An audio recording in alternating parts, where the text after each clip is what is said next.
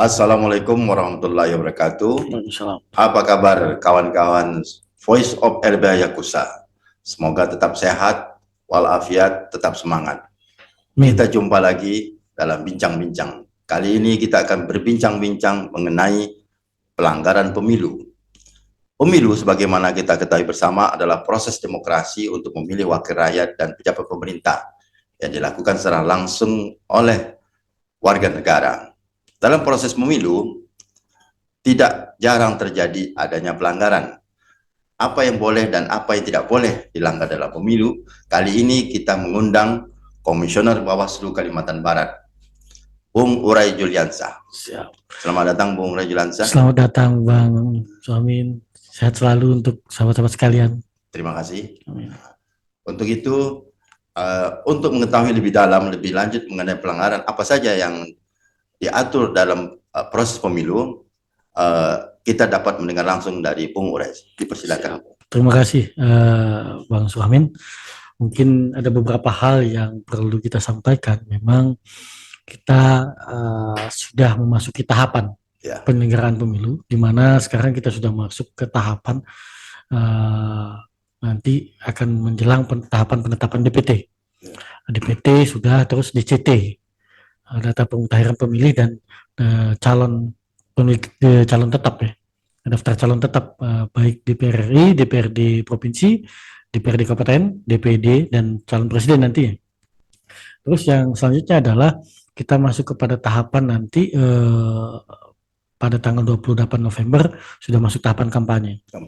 Tetapi yang perlu kita pahami, yang perlu kita kawal dan jaga benar adalah bagaimana kita mengawal tentang hak pilih warga. Hak pilih warga ini kan sudah diatur dalam Undang-Undang Dasar tahun 1945, yaitu di dalam konstitusi itu sudah diatur mengenai dan mengenai tentang hak pilih dan hak dipilih, hak memilih. Makanya hak memilih ini memang selaku warga negara Indonesia itu ditetapkan nanti melalui tahapan yang diselenggarakan oleh KPU secara teknis. Maka itu yang perlu kami kawal. Ada beberapa hal jika memang ketika menurut pengawasan kami maupun nanti laporan dugaan pelanggaran oleh masyarakat, ada 4 jenis dugaan pelanggaran yang kami tangani di Bawaslu Provinsi Kalimantan Barat, terutama karena memang di Bawaslu itu diberikan kewenangan di dalam Undang-Undang Nomor 7 Tahun 2017 tentang pemilu, itu diatur mengenai penanganan pelanggaran, diantaranya pertama adalah jenis pelanggaran administrasi. Yang kedua adalah pelanggaran pidana pemilu. Kalau jenis pelanggaran administrasi ini Bawaslu sendiri yang melakukan proses penanganannya pada saat pemilu ini. Ya, dalam artian juga bisa menjadi sebagai majelis pemeriksa dan memutuskan terhadap dugaan pelanggaran administrasi tersebut dari jenjang Bawaslu Kabupaten Kota, Bawaslu Provinsi Kalimantan Barat, maupun Bawaslu RI, baik itu dari laporan maupun temuan, itu ditangani oleh Bawaslu itu sendiri. Terus yang kedua adalah jenis dugaan pelanggaran pidana pemilu. Kalau jenis dugaan pelanggaran pidana pemilu itu lebih kepada biasanya ditangani di dalamnya adalah terdiri dari Gakumdu ya. Gakumdu ini adalah lembaga yang di dalamnya ada kepolisian, kejaksaan maupun Bawaslu itu sendiri. Yang selanjutnya adalah kode etik. Kalau kode etik ad hoc kami yang menangani dari tingkat Bawaslu Kabupaten Kota. Bawaslu Kabupaten Kota yang menangani yang diberikan kewenangan untuk melakukan kode etik ad hoc, tetapi juga tidak serta-merta untuk kode etik KPU dan Bawaslu seperti yang permanen yang berperiode 5 tahun ini juga kami yang bisa menangani karena diberikan kepercayaan dan tanggung jawab oleh DKPP sebagai tim pemeriksa daerah. Setiap Bawaslu provinsi itu diberikan slot 2 orang untuk menjadi TPD, tim pemeriksa daerah untuk DKPP. Saat ini jadi dia termasuk anggota DKPP. Iya, bagian dari ad hoc-nya ya. Bagian dari ad hoc yang nanti memberikan tanggapan apa itu ini. Karena saat ini yang menjadi komisioner TPD-nya adalah 2 orang di Bawaslu, yaitu Pak Yosep Harizjadi dan Pak Mursid Hidayat. Dia kami berdasarkan pleno kita gantian. Gitu. Terus untuk selanjutnya adalah dugaan pelanggaran undang-undang lainnya. Karena dalam Undang-Undang Nomor 7 Tahun 2017 dan Perbawaslu 7 Tahun 2022 itu diatur pada pasal Ya. 49 itu diatur mengenai penanganan pelanggaran undang-undang lainnya.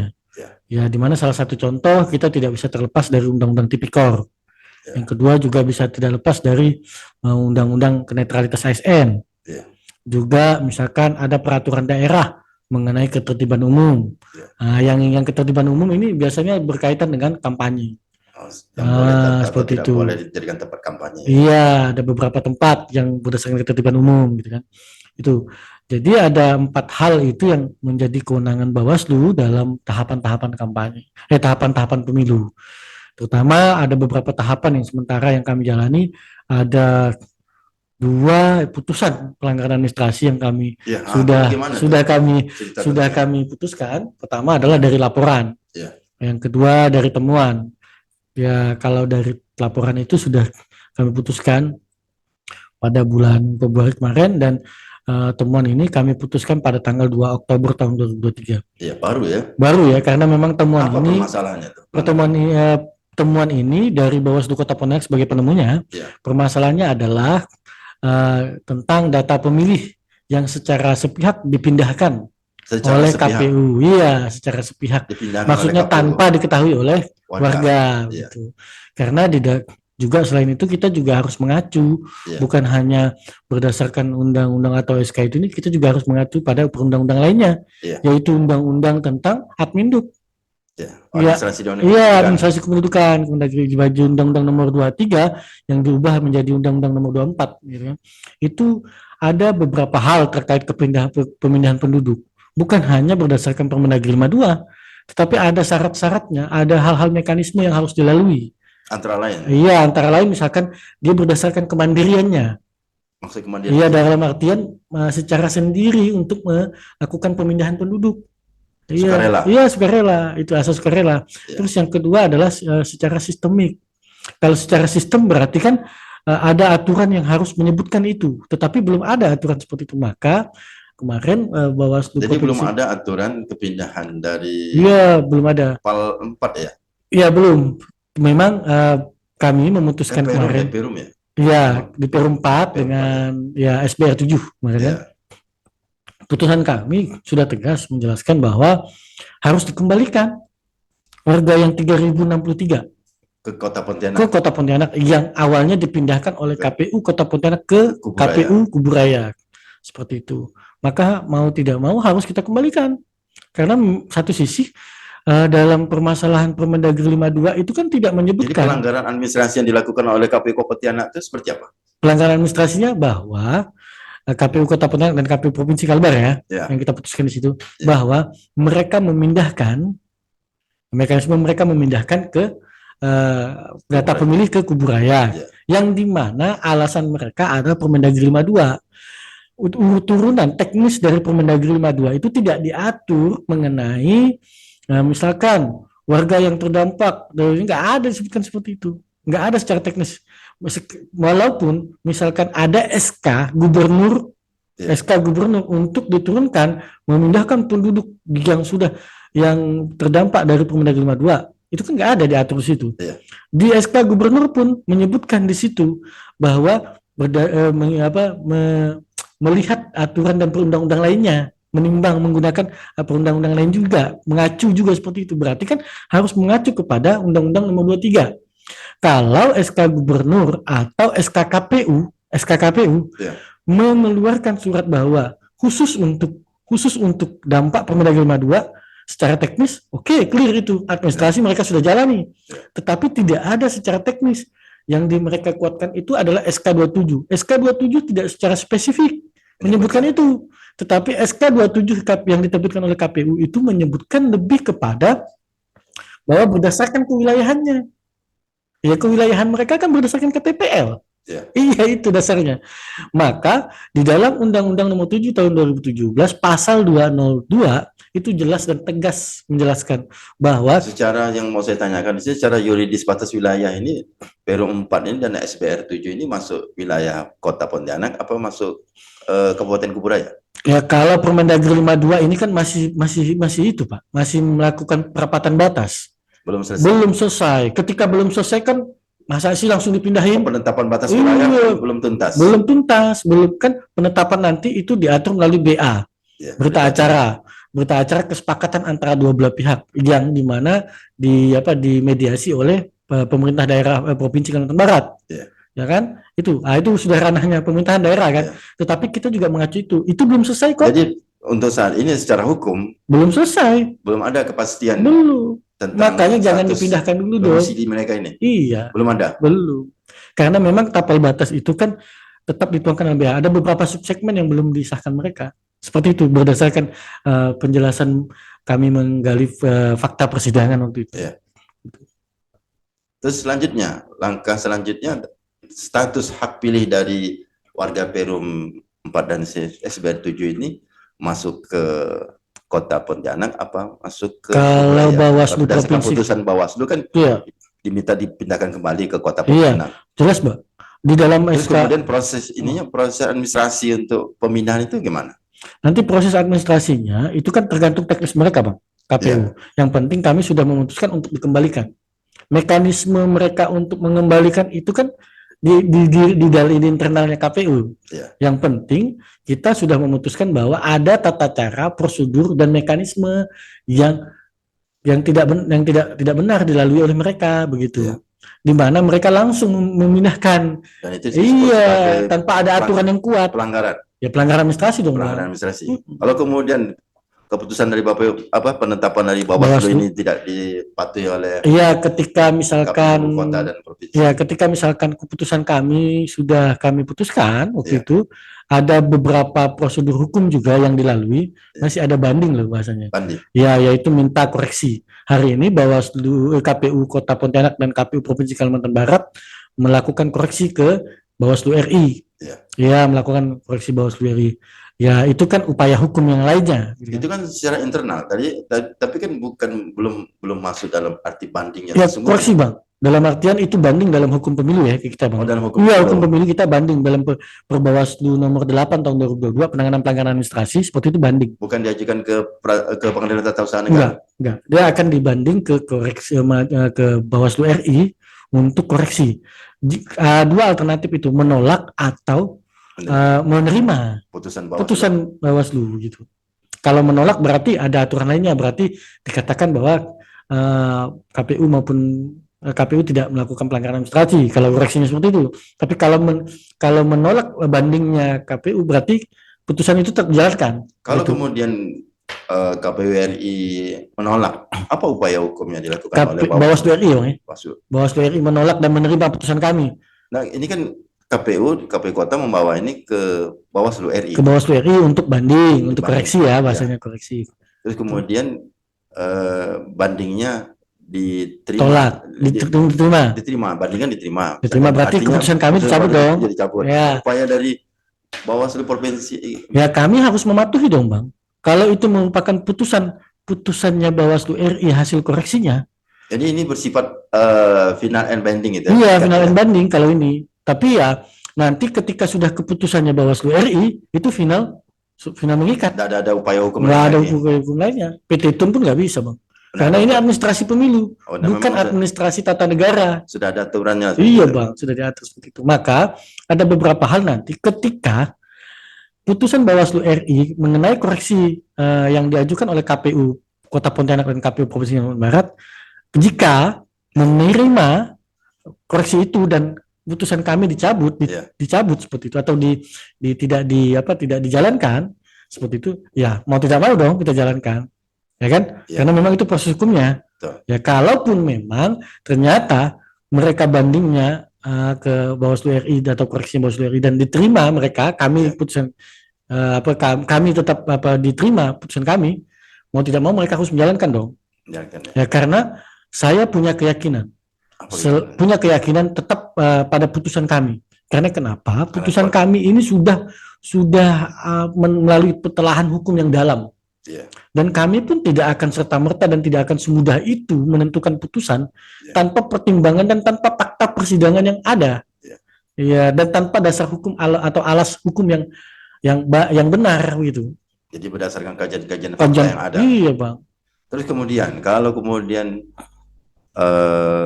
putusan dari Bawaslu ini diterima, artinya hak Dicabut. pilih dicabut ya, hak pilih Warga dari tetap Perum Perum. itu kembali ke kota, apakah ada sanksi terhadap KPU? Kalau Dengan sanksi lain saya yakin tidak, Bang. Itu kalau sebenarnya ya bahasa itunya sebenarnya KPU ini terselamatkan dengan putusan kami, Bang. terselamatkan. Ya harusnya Maksudnya bukan terselamatkan. terselamatkan Iya. mana? Bahasanya Bisa-bisa. begini. Ketika Bung, keputusan Bawaslu hari ini ya, memutuskan untuk dikembalikan, lah kan kita juga tahu dong bahwa dasar hukum kami sudah kuat. ya, Yang kedua juga warga juga sedang konflik, ya. ya kan? Warga juga sedang konflik. Ke depan pemilu pada saat pencoblosan mereka tidak mau memilih kubu raya. Baik lagi ke Kota Pontianak, bawa KTPL. Ya. Dan Dukcapil Kota Pontianak tidak bisa menerima menyatakan mereka masih warga Kota Pontianak. Apa?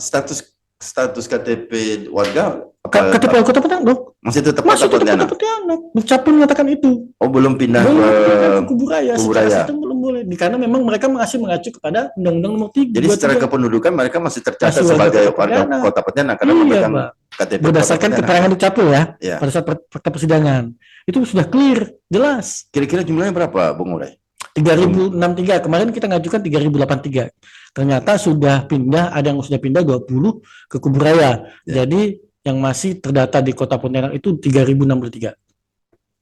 Gitu. Jumlah yang cukup Lumayan. signifikan ya untuk Dan satu mereka juga nggak versi. mau pindah ke kubu raya kan gitu. Ya. Apa alasan kira-kira kenapa mereka menolak? Ya itu pindah? tergantung warga Bang ya. Oh, Tetapi kami kepada konsen kepada hak pilih mereka. Iya. Karena memang di dalam undang-undang mengatur bahwa kita harus mengawasi Iya. hak pilih warga yang menjadi hak dasar yang diatur dalam konstitusi atau konstitusi kita, undang-undang dasar. Jangka waktu dari keputusan ini berkekuatan hukum tetap itu Kami jangka waktu kemarin berapa lama? sudah memberikan jangka waktu Dan hasil putusan putusan kami. Bawaslu? Ya 7 hari kemarin kan Bang. 7 hari. 7 hari, tetapi ketika mereka masih mengajukan koreksi, stop argonya kayak stop watch-nya akan Iya. berhenti. Iya. Ketika koreksi, Iya. ketika sudah koreksi dan putusannya kami putusan kami tetap dijalankan, maka stop watch-nya akan jalan gitu. Nah, biasanya kan dalam proses hukum acaranya kan ada ditentukan batas-batas waktu. Iya, Bang. Batas waktu pengajuan, Iya. batas waktu pemeriksaan Iya. itu total dari Totalnya begini, koreksi kemarin mereka diberikan waktu 2 hari Iya. setelah dibacakan putusan.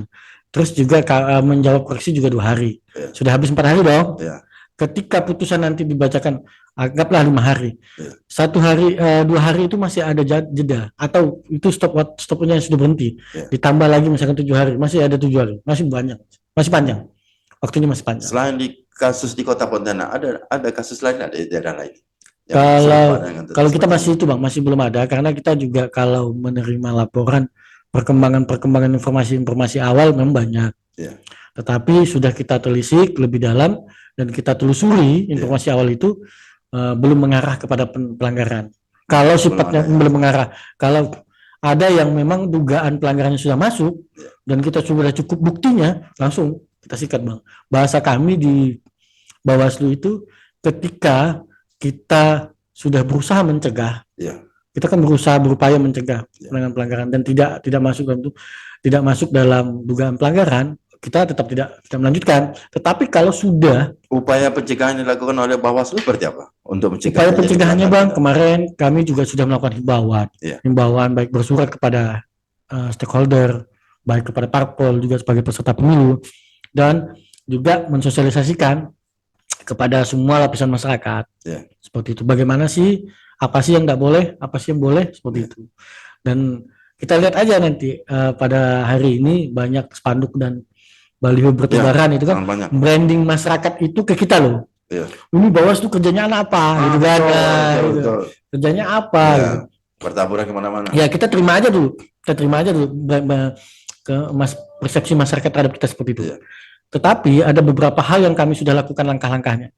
Pertama, langkah pencegahan yang kami lakukan adalah kami mensosialisasikan kepada masyarakat di medsosnya Bawaslu, baik sampai kabupaten bahkan tingkat kecamatan, Panwascam.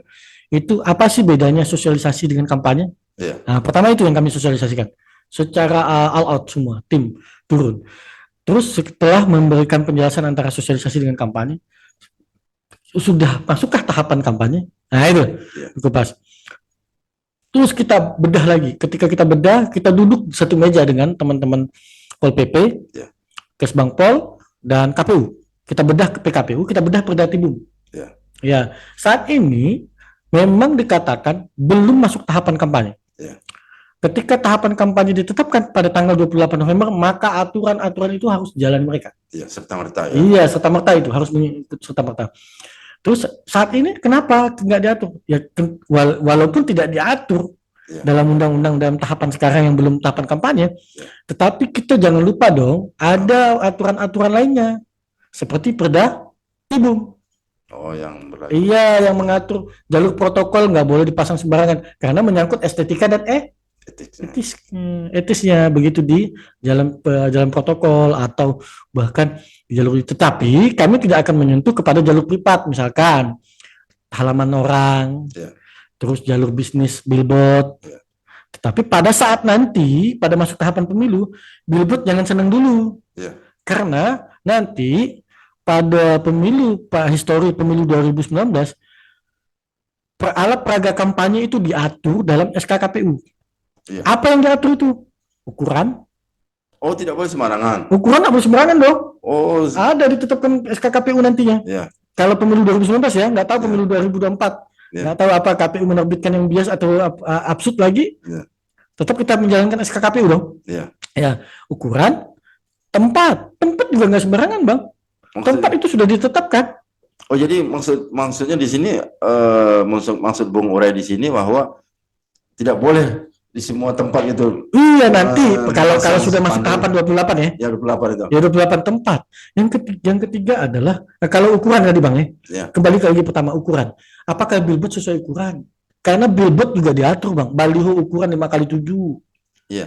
Oh, spanduk ukuran berapa? Sudah diatur. Kalau nggak sesuai ukuran, tetap ditertibkan dong. Oh, jadi tidak identik kalau dia kemudian punya anggaran yang cukup lebih, kemudian dia berbuat Nggak bisa dong, nggak bisa ukuran bang. itu Itu kan udah diatur bang. sudah Makanya itu mungkin hukumnya adalah memberikan kesetaraan Ya. kepada semua partai, kepada peserta pemilu. Seperti itu.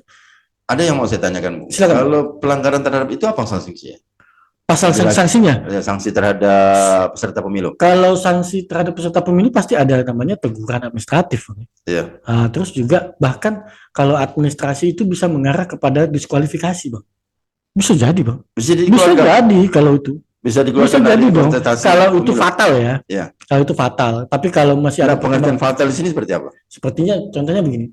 Ketika misalkan sudah maksudnya kayak pada saat kampanye dia nyerobot ke kampanye orang. Oh, Terus memang disengaja. iya. Memang ada unsur kesengajaan itu. Ya kan tidak layak, bang. Betul. Seperti Sebagai itu. wakil Iya dong, seperti itu. Menyerobot padahal jadwal kampanye sudah diatur. Betul. Tempat pemasangan alat peraga kampanye sudah Dan diatur. wilayah kampanye Tapi juga beberapa sudah- kali kita tegur itu kan sudah mengganggu hak konstitusi warga yang lain. Walaupun satu sisi menjadi hak dia, Iya. tetapi kan dalam undang-undang atau dalam aturan hukum kita, walaupun kita punya hak, tidak boleh dong mengganggu hak orang lain. Benar. Seperti itu, bang. Saling menjaga ya. Iya, harusnya dalam pemilu ini kita harus gembira dong, bahagia dong. Bahagia. Iya, namanya juga pesta demokrasi. Benar. Makanya harus saling menjaga. Lihatkan etika-etika calon pemimpin yang baik. Iya. Begitu. Itu bang. Terus yang kedua, nanti selain teguran tertulis, juga bisa sampai ke administrasi yang lain, juga nanti bisa kita sampaikan kepada partai politiknya. Iya. Nah, ini harus kita kembalikan misalkan, harus dilakukan penanganan oleh internal partainya. Menyangkut Begitu. Menyangkut caleg ya. menyangkut dana kampanye, apakah kemudian Bawaslu terlibat juga di dalam Iya. pengawasannya? Ke dana kampanye juga kami terlibat nanti, mungkin langsung ke PIC saya nanti pengawasannya. Iya. Saya ini sebagai PIC divisi kami, Iya. divisi penanganan pelanggaran. Kami akan coba nanti membentuk tim. Nanti langkah-langkah selanjutnya adalah 3 tim yang akan saya bentuk. Pertama adalah pengawasan medsos. Medsos kan juga harus kita perhatikan, bang. Jadi patroli cyber gitu Ya, patroli cyber lah. Nanti kita akan bentuk timnya, patroli cyber, bekerja sama dengan Mafindo atau apa yang lain nanti kita coba kerjasama. Mafindo itu apa? Masyarakat fitnah. Ya, Fitnah Indonesia juga kan kita coba kerjasama nanti Ya. dengan beberapa teman-teman yang kaum milenial, misalkan Ya. seperti itu, akan coba kita bagi tim untuk pengawasan medsos, kampanye melalui medsos. Ya. Terus yang kedua, nanti kita akan bagi pengawasan laporan dana kampanye. Nanti kan ada laporan awal dana kampanye, Ya. laporan pemasukan dana kampanye, juga laporan pengeluaran dan penggunaan dana kampanye kan Besaran dana kampanye itu sudah diatur dalam undang-undang Bang.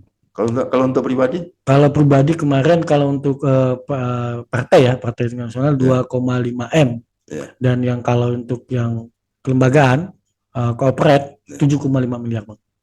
Kalau itu ya seperti itu Bang. Untuk partai politik, kalau untuk presiden dibatasi juga kemarin. Kalau untuk presiden saya belum membaca secara detail, tapi untuk partai politik memang diatur 2,5 miliar untuk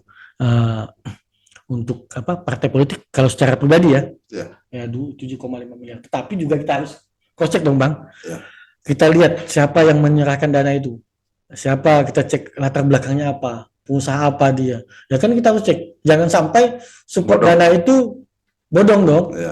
Tahu-tahu dia Kepala- punya kekayaan terbatas, lihat kondisi lapangannya gimana, rumah kondisinya Ya, gitu kan, terasa gimana susah. kehidupannya. Ya. Tapi kok bisa nyumbang 2,5 miliar, misalkan bisa nyumbang 200 juta.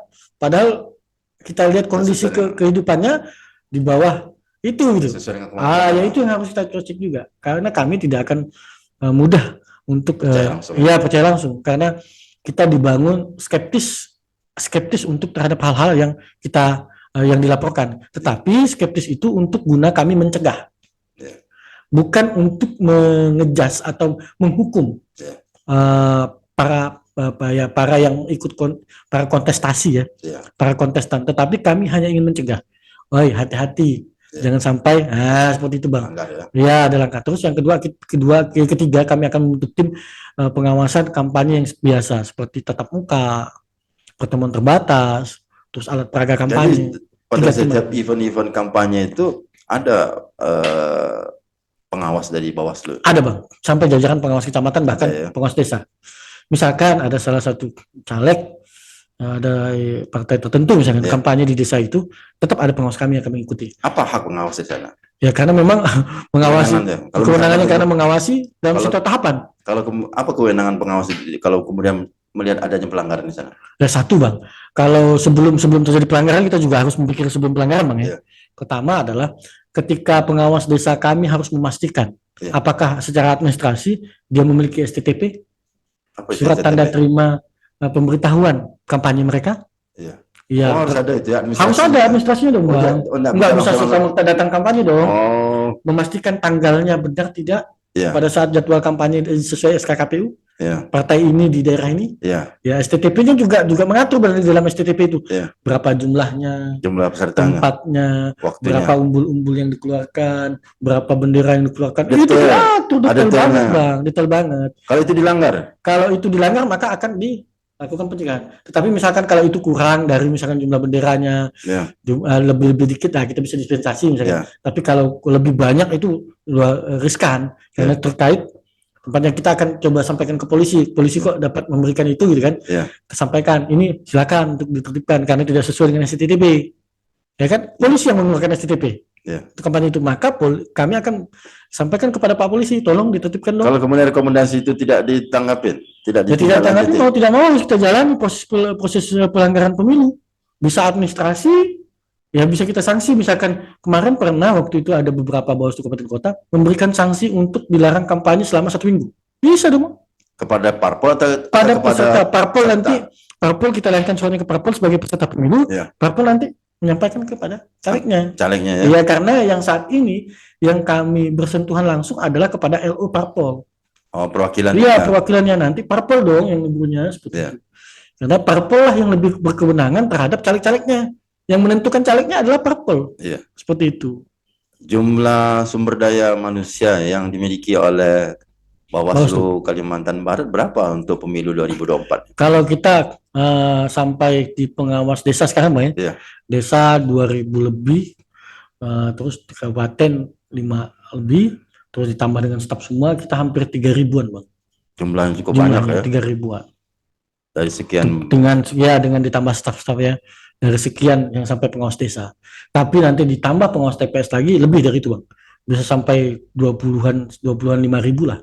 Oh, bertambah lagi itu. Bertambah lagi kalau sudah pengawas TPS pasukan kita Bang. Nanti kan menjadi pasukan kita Betul. di pengawas TPS pada saat hari pencoblosan gitu. Terus kemudian pada saat pencoblosan, ini kan ada aturan-aturannya ya. Terus kemudian mengenai surat suara dan proses hasil Iya. Pemilihan itu kan hasil pemilunya itu dalam proses penanganan pelanggaran seperti Ah, apa? Gimana? Kalau penanganan pelanggaran administrasinya, kayak kita akan mengacu kepada PKPU-nya dulu, Bang. Iya. PKPU-nya saat ini belum terbit masih. Belum ada. Iya, belum ada terkait pencoblosan dan pemungutan Iya. dan perhitungan suara. Kita tunggu dulu ya. Iya. Terkait administrasi. Tetapi kalau pidananya sudah diatur, Bang. Sudah ada. Sudah diatur. Misalkan di Undang-Undang Nomor 7 Tahun 2017 tidak boleh satu orang mencoblos dua nama. Oh, tidak boleh lah. Nggak boleh. Ya. Pidana itu. Betul. Ya, maka itu acuan pidana pemilu dong. Iya, iya. Terus misalkan dia mewakili nama orang lain. Oh, tidak boleh Nggak juga. boleh, Kan pidana. langsung. Ya. Terus misalkan pada saat pemungutan suara ada salah satu tim atau caleg memberikan uang pada saat diminta coblos ke daerah, itu tidak boleh juga dong. Politik uang. Ya politik uang seperti itu. Nah, maka itu aturan-aturan pidananya jelas di Undang-Undang 7. Ini mengenai administrasi hasil belangko form tentang hasil pemilu. Belum masih, Bang. Belum Masih kita nunggu PKPU-nya, Bang. Oh, belum ada. Oh, itu diatur lebih lanjut. Di PKPU, Kan secara PKPU. teknis diatur PKPU. Oh, Kalau sudah ada PKPU-nya, tetapi tetap kami pakai gunakan acuan itu. Iya. Secara administrasi, Iya. karena itulah yang diatur dalam teknisnya.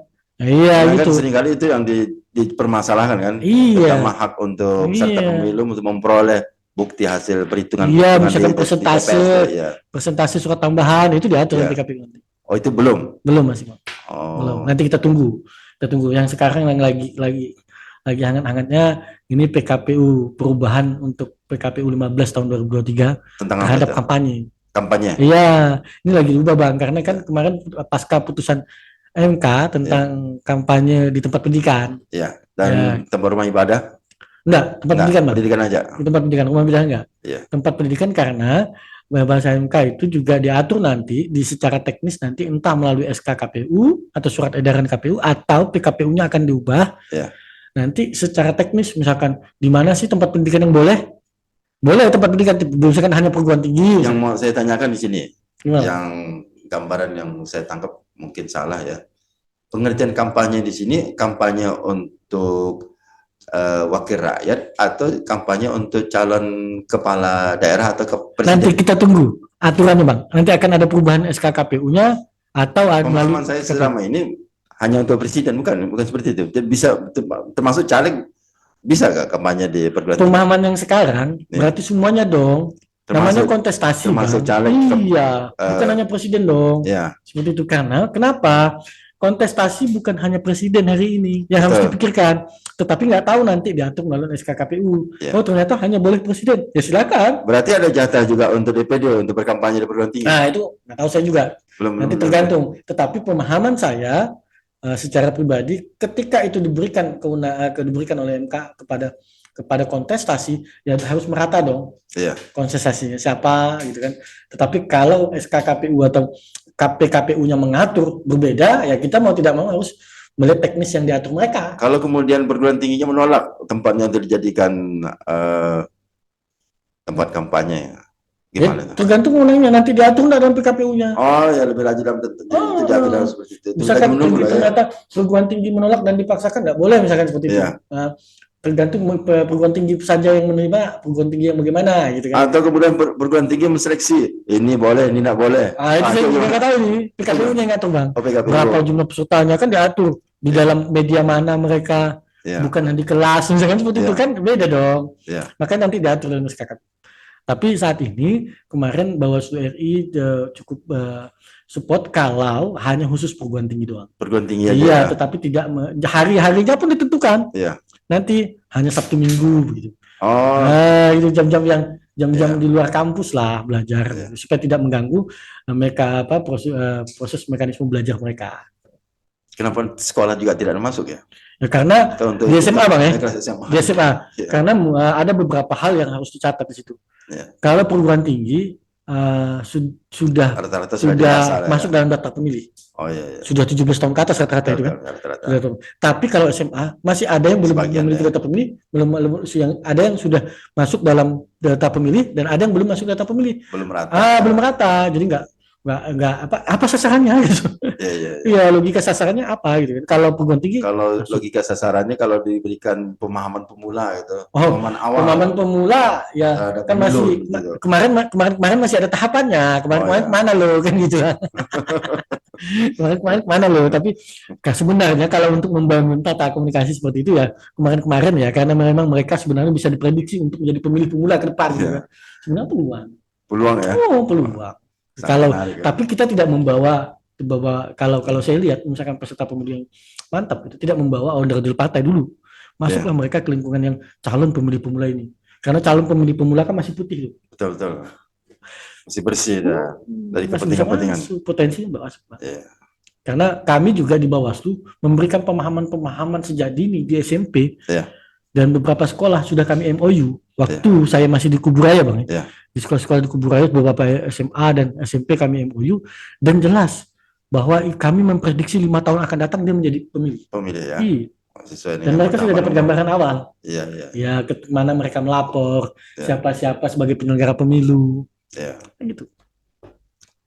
Terakhir, Siapa? menarik bincang-bincang dengan Bung Ngurah ini. Sebelum kita menutup bincang-bincang ini, kita minta closing statement dari Bung Ngurah. Siap.